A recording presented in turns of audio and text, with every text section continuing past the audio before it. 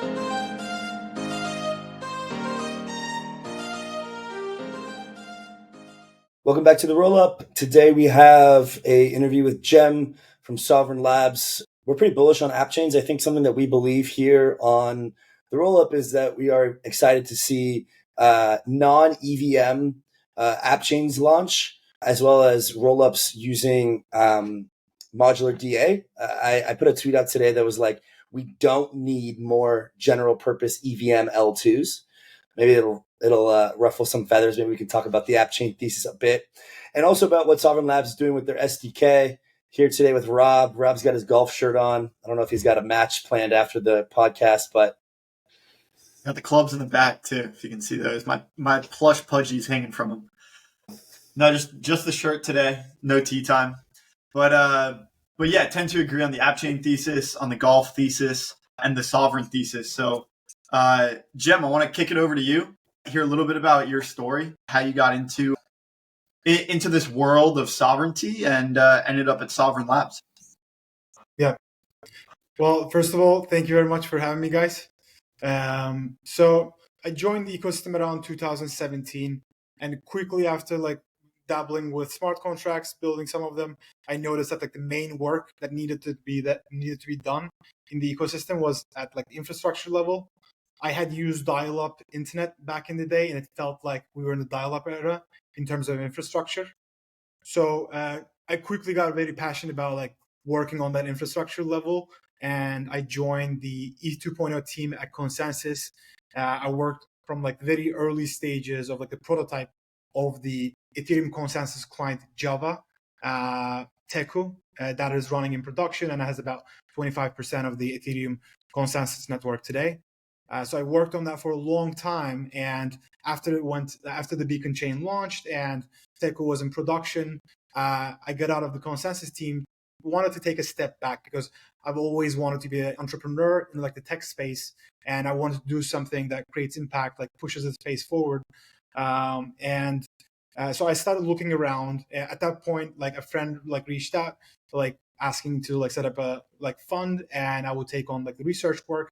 That work enabled me to take a comprehensive look in all the infrastructure projects in the space, and that's what I noticed. That was when I read the Lazy Ledger white paper, and I was like, wow, the data ability problem, the data ability scaling is gonna be solved.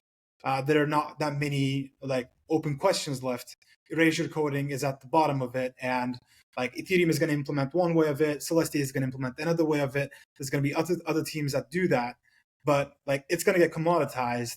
And what needs to happen next is really commoditizing the execution layer, really making that as simple to launch and as scalable as possible, and as seamless to communicate as possible. So that's when I was like, I need to start an infrastructure company to address the scaling issue on the execution layer.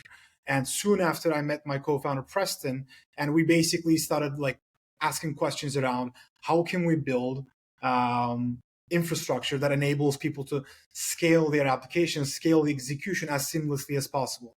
And yeah, so basically that's my story of getting into the modular space. Yeah, I'll stop there to see if you have any questions or if you want me to talk about anything else. Yeah.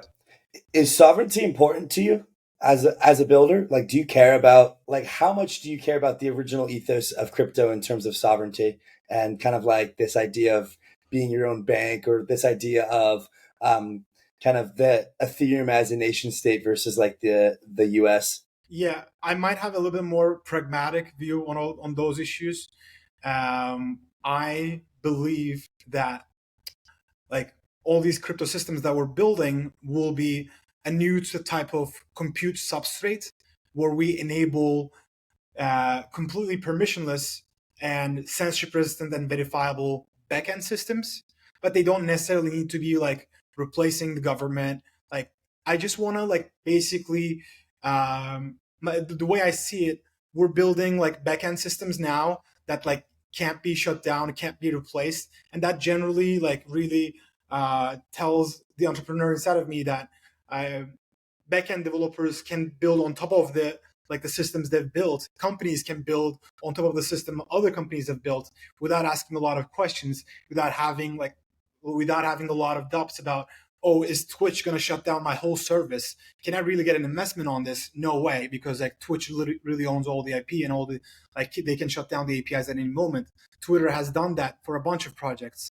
So I see it as like a new type of backend system standard, where like soon enough, almost all the companies developing infrastructure will want to do it on chain, because if they don't do it on chain, they're promising their customers that they can shut the service down at any moment. And so competitors doing it on chain will have a major advantage, because they will give a better signal to customers. And over time, this signal will be so strong, you will need to be on chain to actually be competitive long term. So that's like, I am obviously very excited about being able to governments now being able to completely control your funds, or I grew up in Turkey. Like there's a lot of monetary policies that affected all my friends and my family's livelihoods.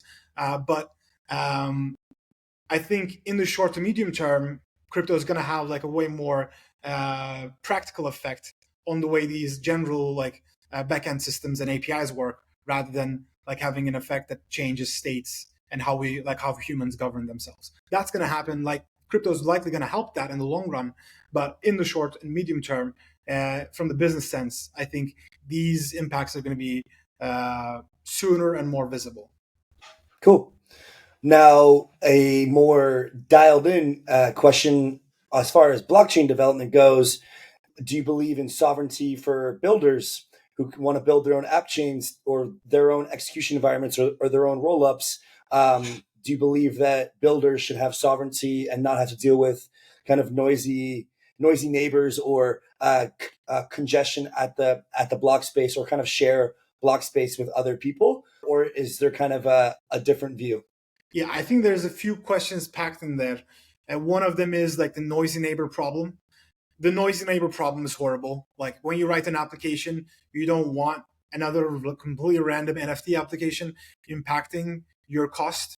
I think this was a solved problem in the Cosmos ecosystem, or generally any app chain ecosystem like Substrate mostly.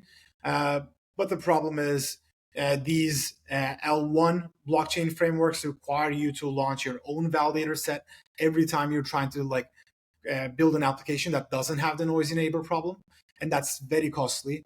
and that requires a lot of like logistical effort from the like perspective of the builders, and so it's not super practical. So the noisy neighbor problem, Cem, as you described, this is the classic separation between Cosmos and Ethereum. In Cosmos, Cosmos requires you to bootstrap your own validator set, have your own token, and this removes the noisy neighbor problems because all Cosmos chains have their own validators, their own little neighborhood, if you will. On Ethereum, everyone kind of shares this big neighborhood, this big Ethereum validator set. You get a lot of economic security. There's a lot of gates that guard this neighborhood and whatnot, but you have a lot of noisy neighbors because everyone in that Ethereum neighborhood shares their own validator set. Okay, so this is kind of the classic separation, and I have a feeling there's a way with all the innovation that's been done with sovereignty, sovereign rollups, and now the sovereign SDK, there's a way to get the best of both worlds. So how do we remove the need to bootstrap our own economic security and still avoid and prevent this noisy neighbor problem? That's a great question, Robbie. So to go back like to 2017, when Cosmos and Ethereum were like different visions of like scaling blockchain execution, where like Cosmos was like, we just gotta have different state machines. If you need to like have different state machines, we gotta have like different validator sets that secure each one of these. And so they're gonna have different securities, but it'll be fine. We'll use IBC to communicate between them, and we can get IBC to like, if none of the chains have like really low security, like we can have generally a quite high security messaging between these rollups, between these chains. That was the Cosmos idea. Whereas Ethereum was like, yes, you have like a single validator set. At the time it was like a proof of work chain. Like you have the miners and like all of these miners like secured a single chain, single state machine, and the Ethereum Foundation and like researchers in the Ethereum ecosystem, they were all looking into scaling this single execution. But over time, Ethereum and generally almost everyone like focused in the scaling space noticed that the way to scale like properly is through rollups, is to basically creating a separation of concerns where the layer where you need to have the security, like the consensus layer, this layer like is focused on ordering and data ability, and by that I mean like the only thing rollups require really from the chain like they run on is like the ordering of their transactions and the fact that these transactions are available for everyone to see and compute their own state of the rollup. And so basically the understanding was that we'll separate the concerns. This one chain will focus on data, and we can scale data throughput well using techniques like erasure coding. We didn't know how to scale like state like execution because like if when there's just a limit on like how much you can execute on a single state machine. Like as like the state grows like so much, you run into issues like accessing the state from the disk. So like you just like run into fundamental issues when you're trying to scale a single machine. But if your validator is trying to secure only datability and ordering, those things are much easier to scale. Like if you're only trying to like scale like secure data, that's much easier to scale using techniques like erasure coding. And so that's generally the insight. So now with like the rollup architecture, we are enabling one individual chain to focus on the data side of scaling, and you can have as many applications, execution chains on top that inherit security of this chain. And these execution chains do share the data from the chain below, but data is much more abundant and it's easier to scale. So the noisy neighbor problem that you would have on a single execution chain is much less visible, almost invisible, when your like execution chains only share the data from the chain below. For example, like with current like Celestia's current capacity, or with like the block size increase they're planning to do, you would have to have so much like so many rollups that consume insane amounts of data until you see congestion. But it's quite easy to create congestion on a single state machine, as we can see from Base or any other like just single EVM chain. Awesome. Okay, so as you mentioned, data is much more scalable than the execution layer. Now, what is it about the execution layer that isn't very scalable? Why is that a difficult problem to solve?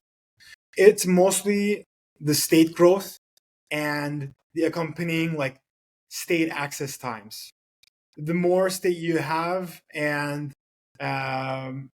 longer time it takes for you to basically access certain objects from the state, and so it becomes at some point it becomes almost impossible to compute new state updates in time due to that. Got it. Okay. And this is kind of what you hinted at as like the very core problem to why you got into the space. You saw that state growth and state transitions were becoming a big problem. They weren't scalable. And you said, we've got to commoditize this execution layer. We've got to make these state transitions easier to append onto the blockchains. So now kind of take us through like how you're able to commoditize the execution layer. What is it about these state transitions? What is it about that sovereign SDK that makes these state transitions so much easier, so much more scalable? Yeah, and perhaps real quick, Cem, maybe for the not so giga brains, what is a state transition? Yeah, so state transition is how a state machine, a machine that holds some like data, like let's say like the data is like one NFT and like you have some tokens and I have tokens. How do you go from state A, where I have 10 tokens and you have 5 tokens, to state B, where you have 10 tokens? I transferred you something. There was some like transaction, and like you now have like at state B, you now have 10 tokens and I have 5 tokens. So like that's the core of like state transition, how basically the state changes on a blockchain. And so the way we do this at Sovereign is we enable anyone to bring any Rust code, and we take this like business logic that people bring in Rust, and we turn these into individual blockchains, rollups, that can be deployed on any other blockchain.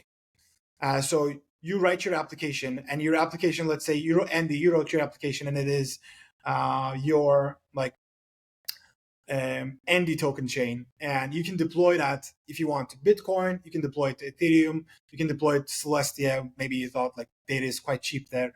So we're making it super simple for you to build this application rollup that really inherits the security properties of the blockchain it's deployed on. So I don't want you to like deal so much about the security, how you zk proof or fraud proof your chain, how you make sure like that you can get forced transactions, how you can get verifiability from the chain you run from.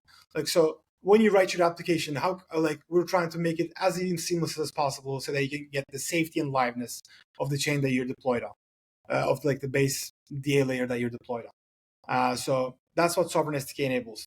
You just bring your business logic, and we turned it into an application in the form of a rollup that can be deployed on any base blockchain. Gotcha. And being very ZK focused as well, from my understanding, but also having some other properties which kind of allow you to not necessarily need to do some intensive tasks, such as like creating entire circuits for each individual rollup.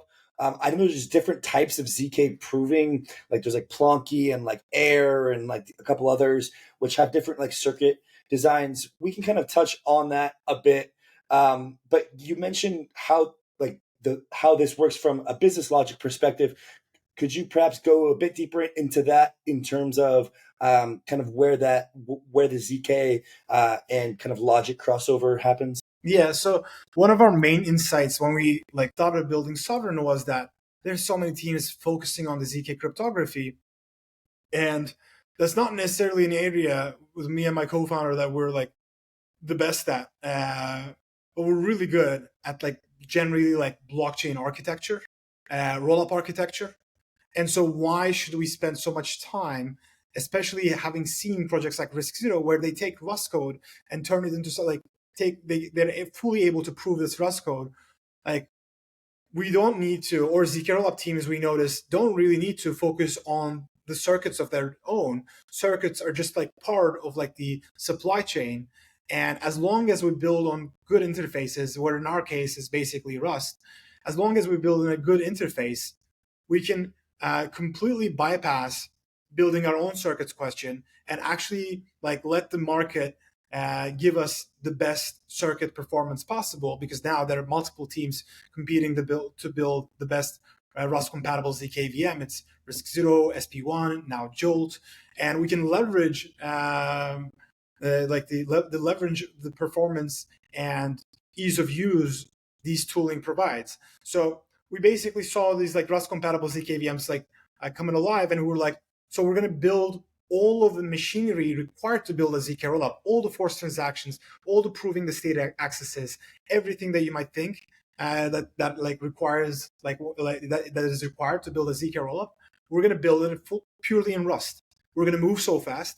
We're going to like iterate so fast, and we're going to be able to get like the most performance from our sequencers because we're building on blazing fast Rust tooling, and we're not like focusing any engineering bandwidth on optimizing the circuits. Other teams are, and many teams are. And so that was our main insight. That's also why So that bet paid off. That paid off well. Yes. Sorry. Yeah. Yeah. And that was made 2 years ago. 2 years ago, yeah. So you saw like you were thinking like there's not just going to be like one team building zkVMs. There's going to be a ton. Yeah, like Rust is a simple interface. As long as you have a very simple interface in like the infrastructure world, things usually get commoditized. And given this, strategically, it made so much sense. And so, like at the time, so like we started with Risc Zero because they were the first one, and they made us think, oh my god, like this can actually happen.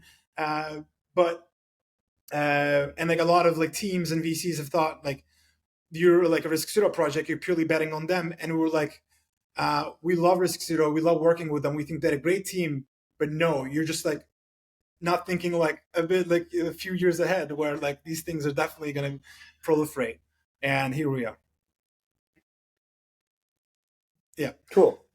That's also just of why we enable people to build any Rust code, to build their business logic with any Rust code. So we don't have like some certain new environment. It doesn't need to be EVM. Any Rust code we're able to run as a zkRollup due to leveraging Rust compatible zkVMs under the hood. Okay, this is awesome. I'm going to ask you a dumb question.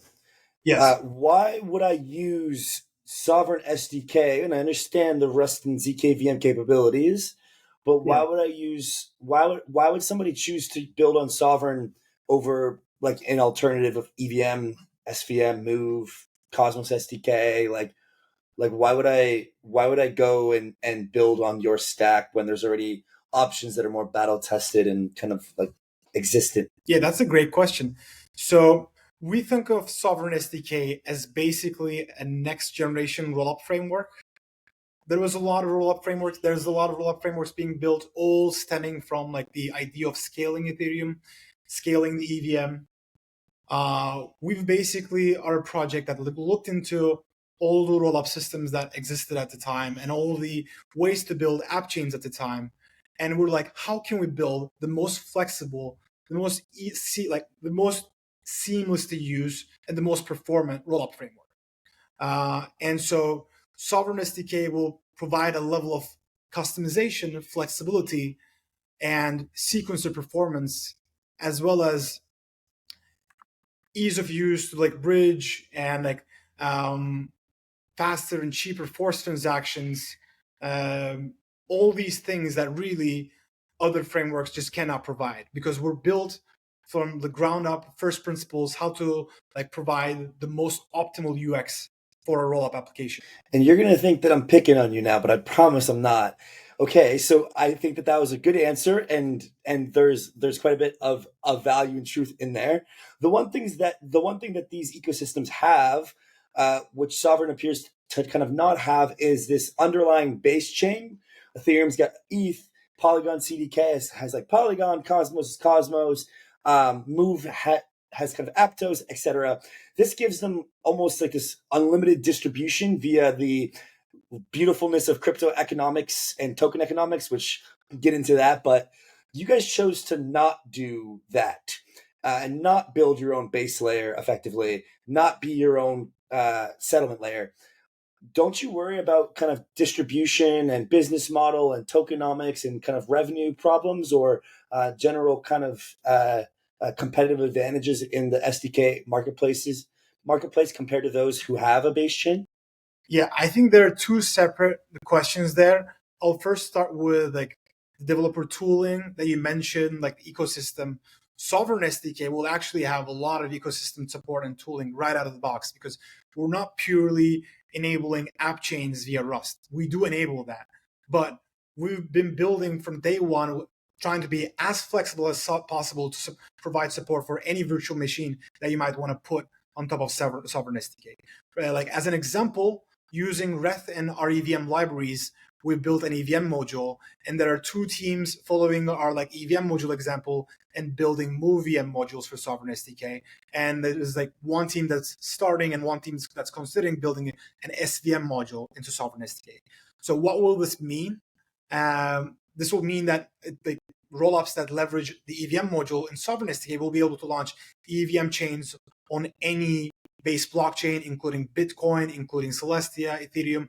There's like a lot of the zkRollup teams that you heard building EVM chains, zkVM chains on Bitcoin are using Sovereign SDK under the hood.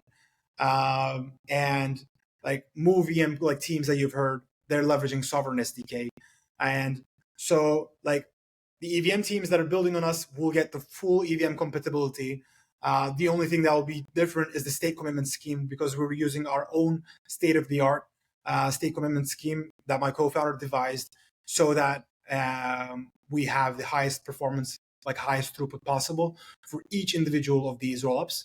But apart from that, like MetaMasks, like the old regular RPCs that you expect from an EVM chain, these rollups are going to have. They're going to have that for the EVM chains. They're going to have it for the MoveVM chains. They're going to have it for the SVM chains.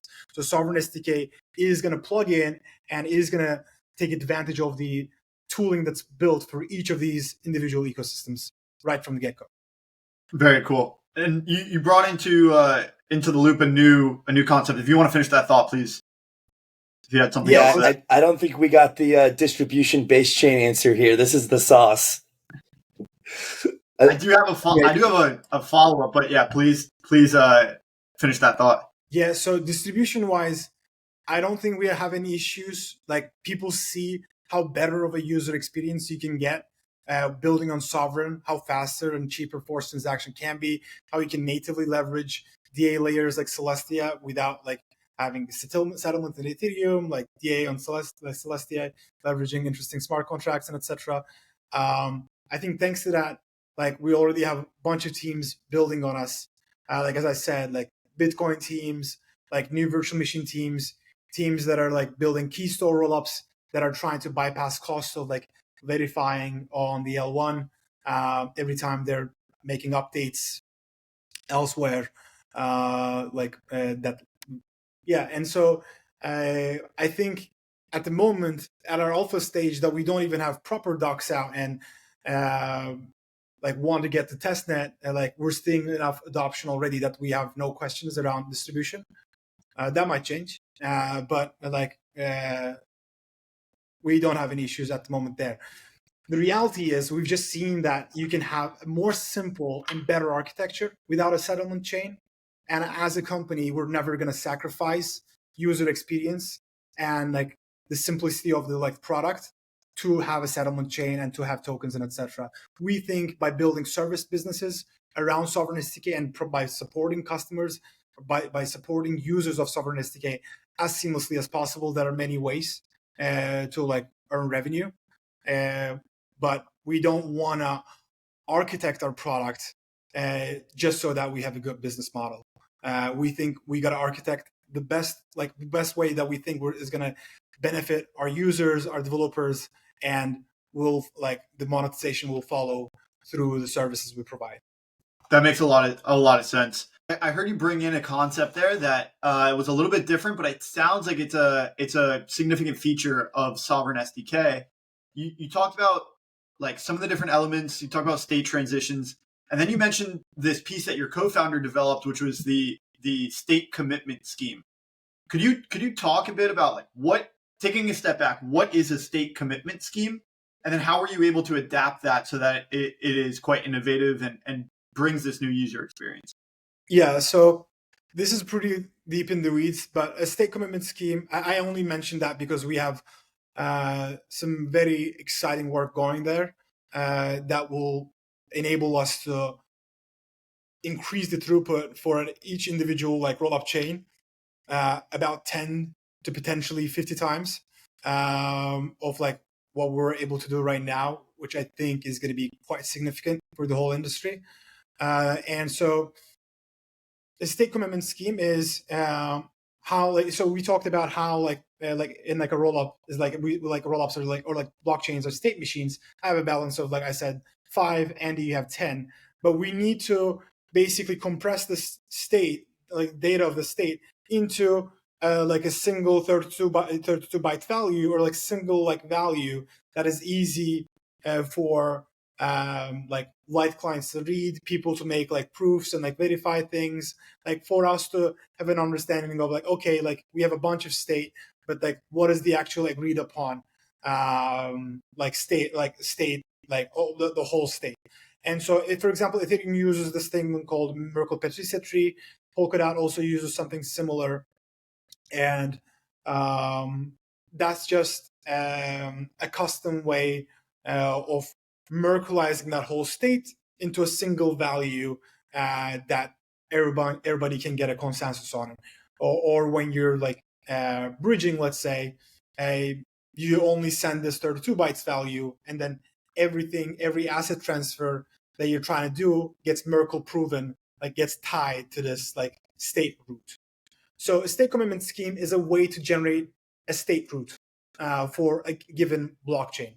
And it ties very deeply into how your state accesses are done. And so given that for a single state machine, state accesses is the biggest bottleneck in crypto right now, having like the Sovereign SDK in one way enables like splitting the state problem by enabling you to launch as many rollups as you want. But at the same time, we want like the maximum performance from each individual rollup as well. And so having the state-of-the-art state commitment scheme will enable us to notch the throughput quite a good amount on each individual like rollup.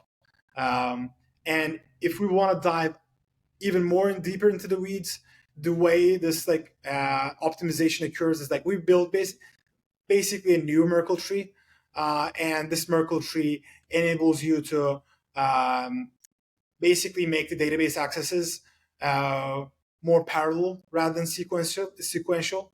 And it has a few more optimization too, but I'm getting out of my depth here.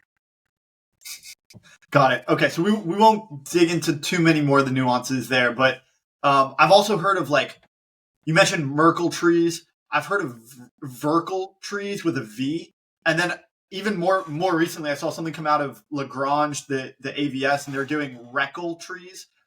I just want to confirm, these are all examples of different state commitment schemes?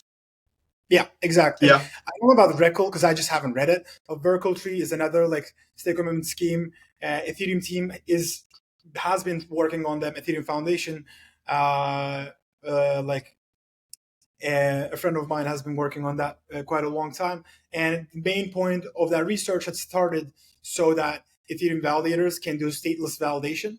And it's an interesting goal. And there are teams that think Verkle trees are the future for rollups as well. But generally, our thesis is that like we have a really good understanding of both Verkle trees and like the state commitment scheme, obviously, that we've built. And we generally think Verkle trees like don't really lend well to zk proving. And since like you have to zk prove the accesses over long term. Our thesis is that it's just like the approach that we built is going to be the most performant due to the constraints on the zk side. Got it. And so I want to relate this back to like a little bit more of the broader conversation, which is that, a big problem in the modular world and the sovereign world, which are very, very related, is this fragmentation problem. Because, on Ethereum, everyone has this validator set. It's very easy to interoperate because everyone's kind of like on that same base layer, as Andy mentioned. Now, in the sovereign world, we have this problem where it's difficult to interoperate between rollups from rollup to rollup, because what you end up having to do is you have to prove your state to the L1, and then the L1 goes and proves it to the L2.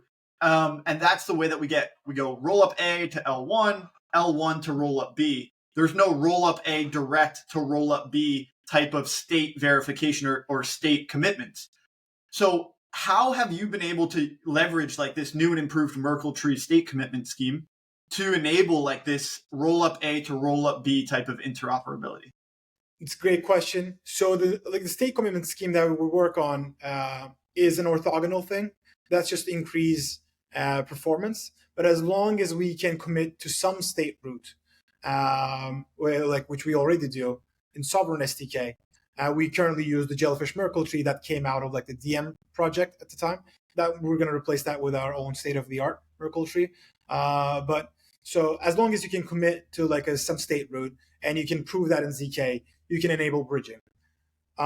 So the way we differ in terms of bridging compared to all the Ethereum-based rollups is that, as you said, Ethereum-based rollups have to prove their state to the L1 smart contract, and then through the L1 smart contract, since the state can only directly be proven there, it can't be directly proven to another rollup without taking additional security assumptions.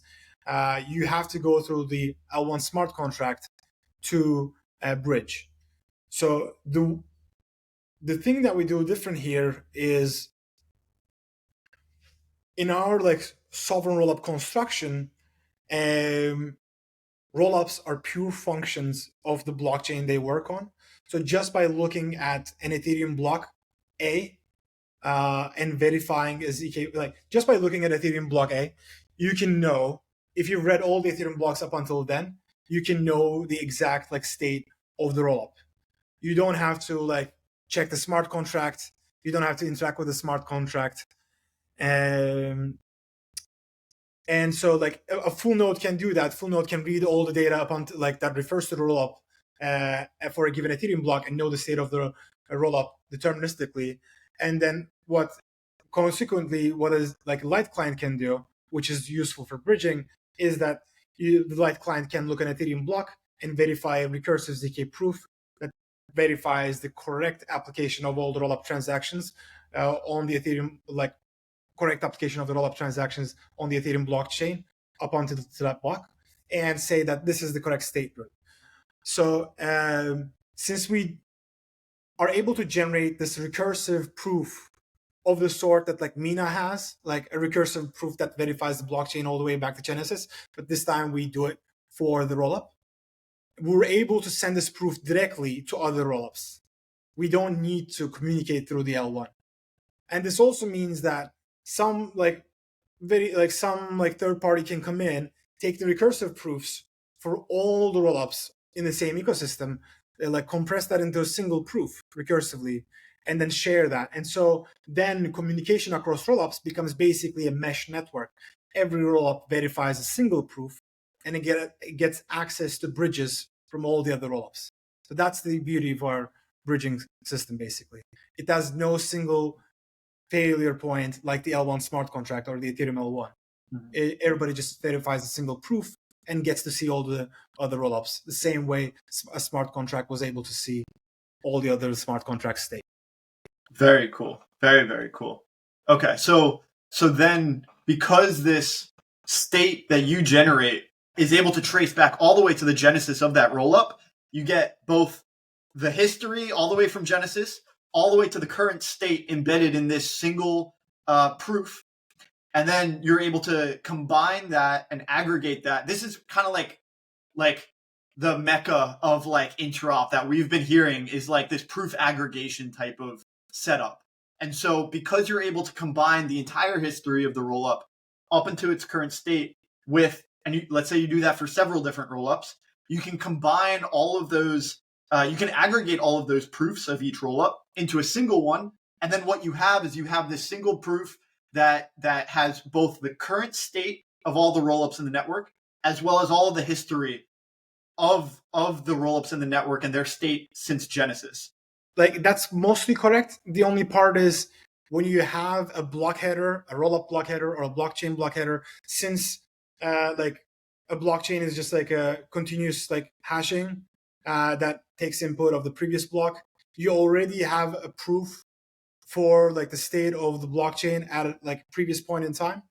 Only like, so the recursive part of it is an implementation detail, but it's useful because it enables us to like to the chains to the rollups that you're bridging. It enables us to verify the state of the rollup at a certain Ethereum or Celestia height or Bitcoin height without having to interact with a smart contract. Yeah, so the light clients just pass the block header, not the entire history of the entire chain. They just pass the most recent, like basically block header or Merkle root to the broader proof and amongst each other. Yeah, I need to look into the details, but likely the zk proof will be of the sort: a single aggregated zk proof that verifies that a bunch of different like zk proofs were aggregated and verified, but that commits to rollup A. Like that commits to like a DA block height, like Bitcoin height 10, Ethereum height 100, or like Celestia height like 200, and like rollup A state root was like XYZ, rollup B state root was ZXT, and in this way you can have just a single zk like proof that gets verified on these chains, and they get access to the state roots and secure, as a result, secure messaging from all these other rollups. And Jim, correct me if I'm wrong here, but the difficult part in the past was that, like, because these rollups were kind of executing in their own environments, you had to go down to the L1 to sort of synchronize those environments and kind of synchronize those, like, figure out which block headers apply to which rollups at any given time. That was a reason why we had to bring those down to L1. But because you have this recursive nature that has the proofs at any given time, or the state at any given time in that history, you're able to kind of do that synchronization. You're able to kind of like align the state of those two rollups, rollup to rollup, instead of doing the synchronization down at the L1 level. Yeah. So it's not only to be fair, I'm skipping over some like details. Like it's not only the recursive proof. The reason we were able to leverage this recursive proof is is because what happens with like rollups is that you gotta show that some data was posted on the DA layer, and that data was executed correctly. So regular rollups work such that they check the data commitment, like the regular rollups work such that there's a zk proof that says like this is the hash of the data commitment that my prover saw, and this is the result. So like smart contract verifies the execution, and then like the smart contract checks through the KZG blob check, or like through like hashing the whole data, that like the data that like addressed the rollup through the form of blobs or call data like is hashed, and the hash matches the commitment in the zk proof. So the smart contract does that data like check, whereas in ours we do that data check in the zk circuits, and so we are able to bypass the smart contract check that needs to happen on the L1. Awesome. And does this enable that like pinnacle of atomic composability? And just zooming out, for anyone who hasn't heard about atomic composability, I think it's just like it's worthwhile mentioning that this is like a certain type of transaction where if I have some capital on, let's take Arbitrum and Optimism. We can even, those aren't sovereign rollups, but let's just say I have Arbitrum and Optimism, and I have some capital on both. And let's say Arbitrum is trading on Uniswap at, or let's say Ethereum is trading on Uniswap at like 3,000 on Arbitrum, but for some reason it's 3,100 on Optimism.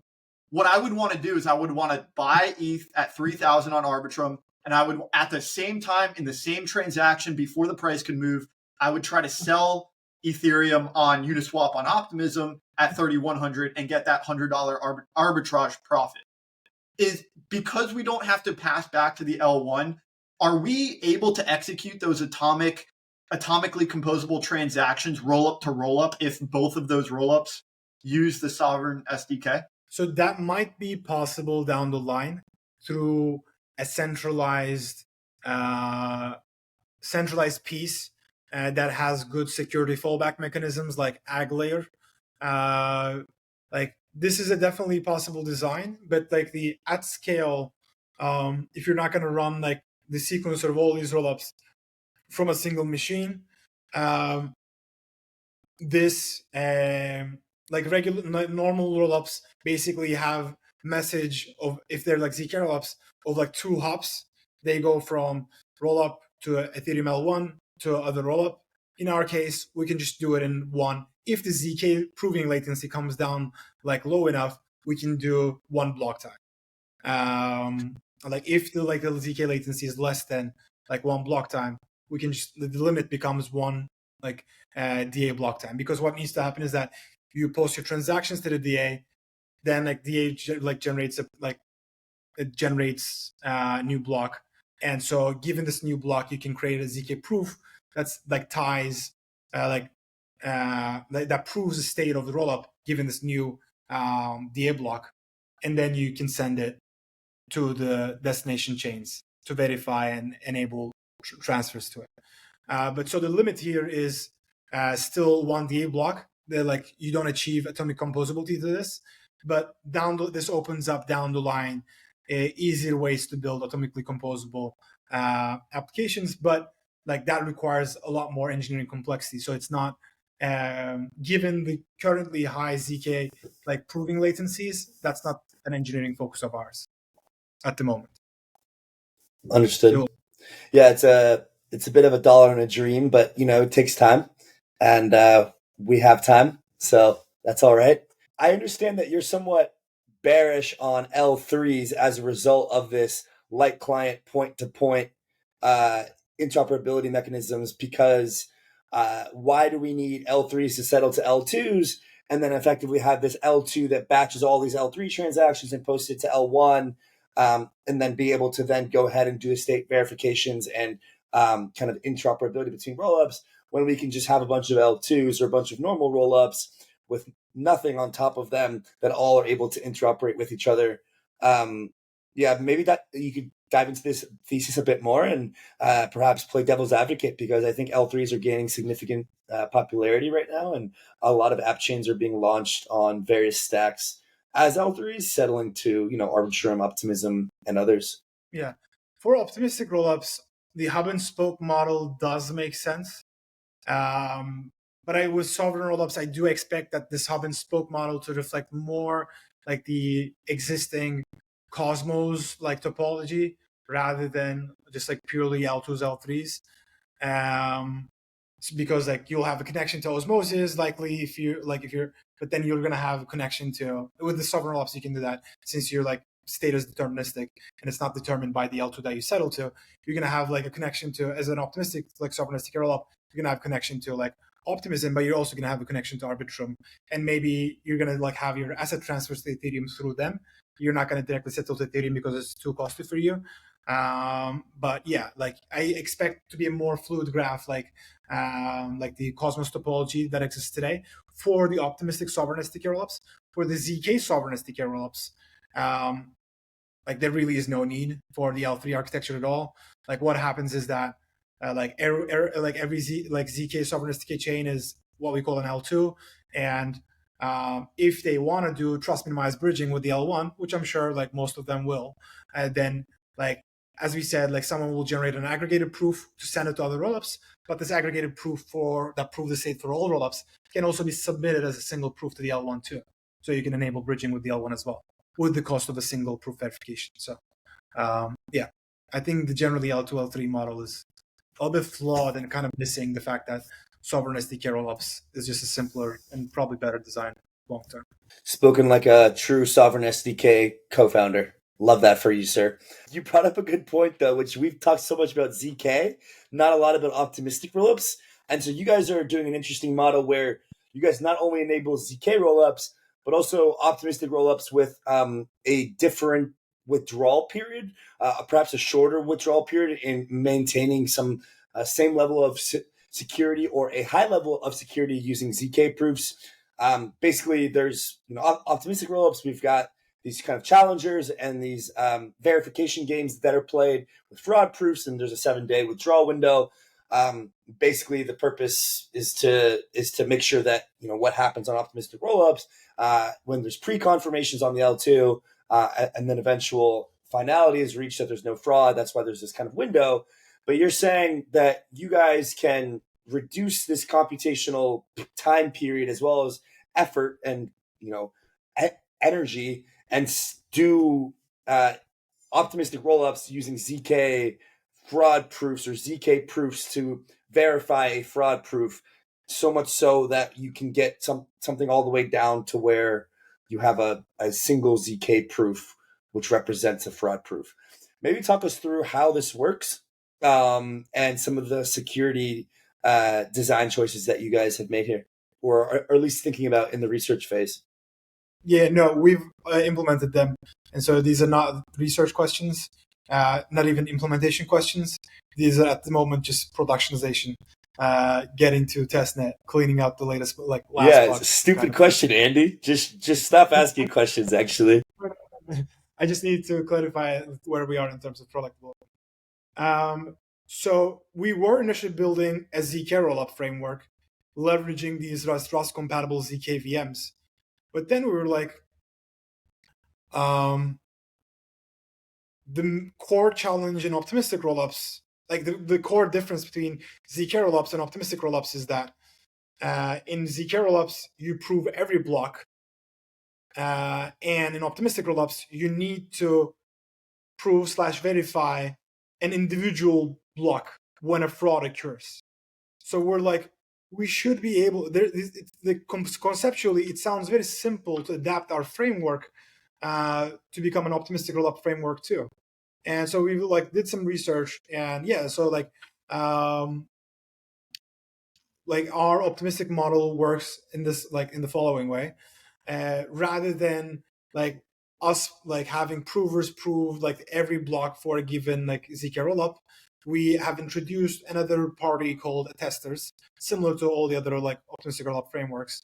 A tester attests state roots, and then when there's a challenge, rather than playing this interactive verification games that Arbitrum team have invented and Optimism have adopted, so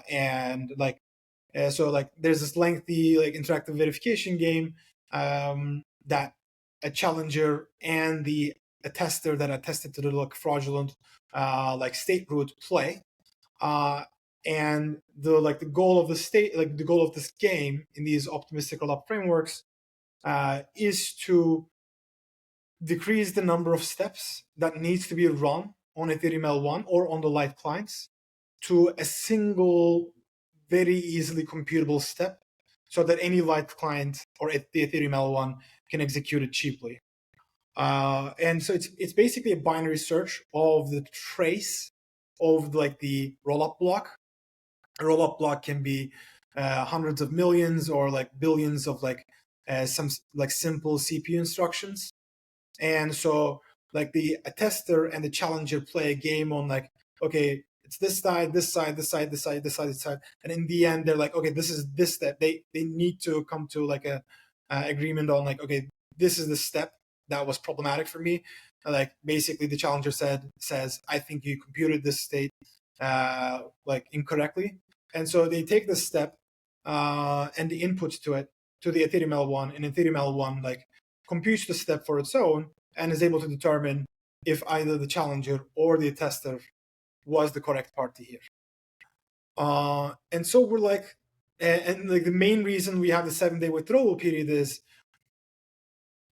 each of these individual interactive verification game steps, each step of this binary search and then the execution of the last step has to be done on chain for censorship resistance. And every time you're trying to take this on chain step, like some people that are trying to steal funds from the rollup try to put a lot of effort and bribe the L1 proposers to like push back this transaction. And so we need to account for about 50 on-chain transactions that can each individually be censored. And that's why we have such a 7-day long withdrawal period from these rollups. And in our optimistic rollup construction, we just basically skip this whole interactive verification game step by asking the challenger when he makes the claim that this fraudulent, this state root is fraudulent, to just provide a zk proof of the block. The challenger just creates a zk proof for the correct execution of that block. Or the on-chain ETH L1 smart contract, or just any light client on another sovereign SDK rollup is just able to check this zk proof, and it doesn't need to play. Nobody needs to play this whole game. Nobody needs to run this chain execution step on chain. It just needs to be able to verify a snark, and that's obviously computationally lightweight because that's what zk verification of snarks achieved to do. And as a result of that, we have just one transaction that needs to be on chain. So theoretically, we should be able to cut down the on-chain withdrawal period by about 50 times. But at the same time, we're trying to be conservative. We want to account for the time that this challenger might contact a zk proving service like Bonsai or Succinct Prover Network and get the rollup block proven and then submit it. And so to account for that maybe logistical time, we say 1 day. But over time, as we gain more confidence in these prover networks, we can potentially pull the withdrawal period way less than that. So this is optimistic verification in the best case, and then in the case of any kind of disputes of the optimistic transactions, you fall back to a zk verification, and therefore you go around any kind of interactive fraud proof game. Yeah, but so these are just in terms of cost or all the trade-offs. These are optimistic rollups. Just like the verification mechanism we use is not this very complicated IVG game. It's just a mechanism that leverages zk proofs and hence is able to do it way faster, do the verification. Yeah. So optimistic rollups in the Sovereign SDK do not have a 7-day withdrawal window. They are just baked into the system, which is much more efficient in terms of withdrawals by zk proofs, effectively. Yeah, I wouldn't say baked in, but due to this next generation optimistic framework we have that skips all those 50 steps and does it in one step, they have significantly shorter withdrawal periods compared to regular optimistic rollup that exists today. They do 7 days. We currently advertising 1 day, but should be less than that as we gain more confidence in prover networks. Very cool. We did a podcast with Stephen Goldfeder of Off-Chain Labs, founder of Arbitrum, and we asked him hey, Arbitrum is an optimistic rollup right now, but if zk tech gets to a point where it's just better than optimistic tech, would Arbitrum go zk? And he was basically it just has to get to a point where it's battle tested and it's proven and it makes more sense than keeping things optimistic. And so I think this is a really, really cool way to, again, combine the best of both worlds. You guys have optimistic, but you don't need to play this complex, almost excessively costly interactive fraud proof game on chain. You can simply just say hey, screw all that on chain stuff, all that fraud proof stuff. Just give me a zk proof. If you can do that, then you clearly weren't lying. Exactly. Well. Let's pipe down here, fellas. Let's talk about the trade-offs of this design here, because for some reason we were able to go from 7 days to 1 day, but we can't go much lower than a day, but maybe we can in the future. Is it a matter of the zk proving time that you have to be confident in? Is there an amount of blocks that you have to be is there amount of confirmations that you have to be confident in? Jen, what is that? I want to try to take this one because I think, and Kurt, please chime in if I'm wrong, but I think the idea here is that you're going to ask an entity that is not normally producing zk proofs to come up with one in order to prove against the fraud claim. And so because this entity that is normally accustomed to just optimistic verification, because they have to do something that they're not used to doing, they have to generate a ZK proof. That's why they're going to have to do some sort of like off-chain communication or coordination with an entity that is more accustomed to generating ZK proofs to come up with one in time. And it shouldn't take 7 days, but it is going to have some latency to coordinate with some ZK proof generation service that can produce that proof. Cem, did I get that right? I think that's pretty good. Like, it's a pretty good summary. I was like basically trying to find like, so the main thing is though, the main core difference is that 50 on-chain steps that all individually can be censored versus one individual step like that can be censored. So that's where like the main like difference and why these like why the finality mechanism of sovereign zkRollups is much faster. And like the reason like normally like 50 like compared to one, like we should just be able to take like a 7-day like period and slash it by like divided by 50 and get like 3.5 hours like of like withdrawal period. The reason we don't like slash the thing down as aggressively as it is exactly as you said. So now this challenger is going to contact like succinct prover network or like use the APIs of Bonsai, Risc Zero proving service. And so we want to be safe. We want to be very conservative. Like these systems are like these systems are going to be quite easy to leverage. Like you just like connect to an API endpoint and like send your execution trace. They send you back the ZK proof. But we're in the early days. Let's assume that it might like the succinct is down or like Bonsai is down and like you can't contact. So we're trying to like be safe here and be conservative that you're not able to get it proven immediately. The proving of a rollup block, even for like a mega block, shouldn't be more than 15 minutes. And so that's not really a concern. We're just trying to be at these early phases, be conservative about this like challenger reaching out to a ZK proving service. And can the challenger is there some sort of like incentive design here where there's like maybe like an auction or some sort of mechanism where the challenger goes and like puts an intent almost that it's like, hey, I have this need to have this ZK proof generated, and then Succinct and Risc Zero and others can kind of come in and like bid to do it, or like does it just get sent to one of them, or how does that like aggregation kind of look? Almost all these zkVM teams that we talked about are trying to build these open prover networks. They're like, it's almost their like number one like public ambition. And so yes, like currently centralized proving networks exist, but these teams are trying to move in that direction, as you said. So these systems will exist pretty soon. Gotcha. And there will be some sort of incentive for the team to create is a legitimate ZK proof. Given does with Sovereign SDK provide an incentive to these networks to operate? So we only provide incentives. We provide all the incentives for Rollup to like function securely. Like all baked into Sovereign SDK, and which is one of the core components of Sovereign SDK, is the incentives of these attesters, incentives of these provers. In the case of like fraud, incentives of these challengers.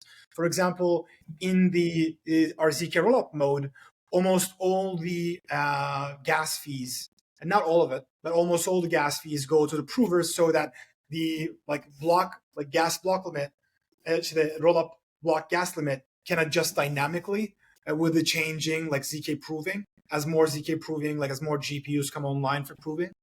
These are all baked into Sovereign SDK. And in the optimistic Rollup mode, since like attesters put some stake in the case that they were fraudulent to be compensated for the capital that they put, a lot of like the gas fees go to these attesters.